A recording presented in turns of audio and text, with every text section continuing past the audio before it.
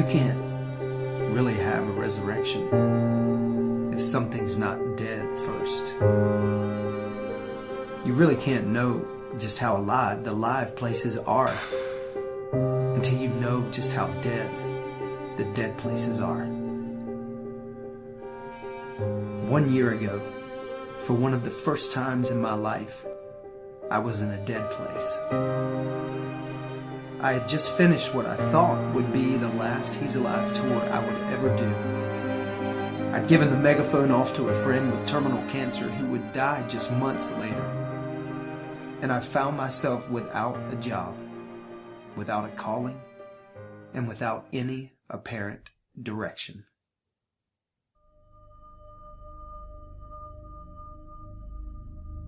I had spent most of my life telling people how to get out of dead places and proclaiming the life of Jesus. But in 1 6-week period, everything I thought I knew was being challenged. And for the first time in my life, I found myself in the middle of my own dead place. I'm not sure if I was losing my faith in God, but the one thing I did know for sure is that I had lost my faith in people. I always felt I had to be one of the strong ones. Maybe the one who always had it together. I never really felt like I could just let go and be me. Just me. Not Saint Mark, or the guy on stage with the microphone, or even the guy with the megaphone. See, people, they have these expectations of you, so I never felt like I could just be what I really was, which was just another broken individual who needed redemption and resurrection just as much as the next guy. But it took that dead place to make me realize that God never wanted Saint Mark or the guy with the megaphone. He just wanted me and all my brokenness, because that is where He would begin to make all things new. So all of a sudden, from the most unforeseen places came glimmers of hope, voices of redemption, hands that would begin to point the way, words that began to lift burdens, and all from the one place that I had lost faith in the most: people.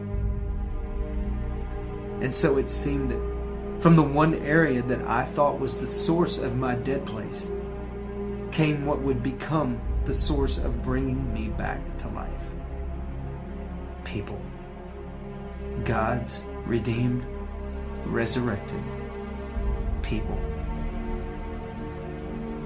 The thing I didn't know is that these people were waiting and praying. And that's when this guy handed me a stack of letters in front of a room full of people. He called it thunder. But those letters were from the people in that room.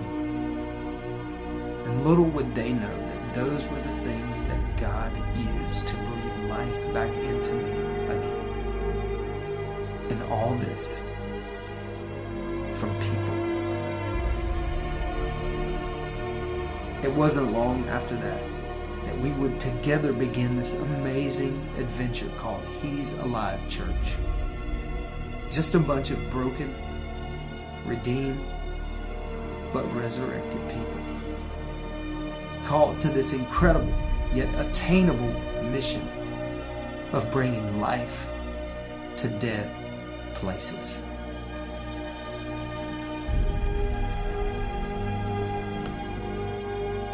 He's alive! Jesus is alive on Easter Sunday! He's alive!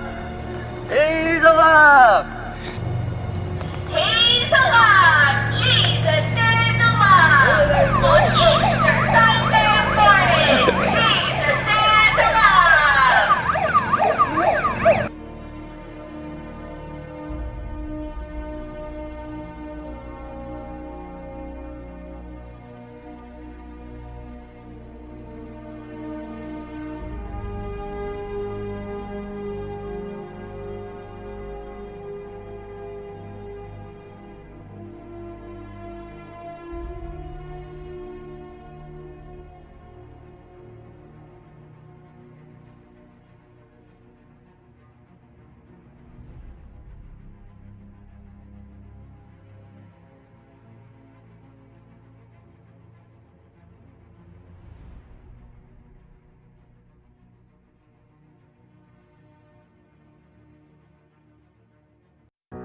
So today, we gather to begin the next chapter, and history will bookmark this moment in time for each of our lives. For this is the moment we were called to. This is the moment that seals each of our destinies together. The broken, the fractured, the ugly, the ordinary, the struggling, the least of these. But in all of this, we are the redeemed and resurrected. So today we rise. Today we run. Today we reach. Today we raise. Today we proclaim to the world that Jesus is the living one, that he was in fact dead, but behold, he is now alive forever and ever and ever. The megaphone no longer rides alone. It no longer resides in one hand. Its new chapter consists of a few hundred people whose destinies collided in one moment of time to accomplish the mission that God has given us, to proclaim the life of Jesus, to proclaim the good news that Jesus is alive and death has been conquered. Second chances have come, and we don't have to live life on the world's terms, but we can live it on God's terms as it was given to us through the resurrection of his Son, Jesus Christ. So today, the new chapter begins. History will be made because Jesus is alive forevermore.